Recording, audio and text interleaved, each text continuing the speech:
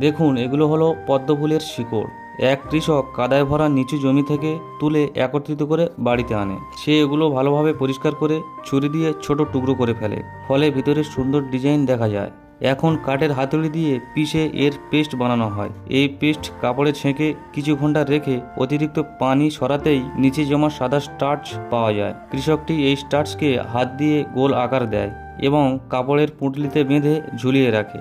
অতিরিক্ত পানি বের হয়ে যাওয়ার পর এগুলিকে পাতলা পাতলা করে কেটে নেওয়া হয়। এখন সে জিলেটিনগুলো ভালোভাবে পিষে এর সঙ্গে চালের ড্রিঙ্কস মেশায় এবং কিছুক্ষণ পর মিশ্রি যুক্ত করে। আবার সে এর সঙ্গে কিশমিশ, লাল খেজুর ও আখরোট মেশায় এবং উপর থেকে দেওয়া হয় কালো তিল। এখন এগুলিকে ভালোভাবে মিশিয়ে নেওয়া হয় এবং এই মিশ্রণকে একটি ছাঁচে ঢালা হয়।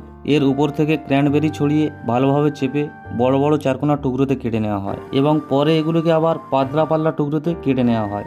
অন্যদিকে একটি পাত্রে পদ্মের স্টার্চে গরম পানি মেশানো হয় এবং এতে বিশেষ পাউডার এবং অবশেষে মধু মেশানো হয়। সব কিছু ভালোভাবে মেশানোর পর তৈরি হয় গরম গরম মিষ্টি ও সুস্বাদু স্যুপ। এইভাবে তৈরি করা হয় সম্পূর্ণ প্রাকৃতিক এবং স্বাস্থ্যকর স্যুপ ও পদ্মের স্টার্চের মিঠাই।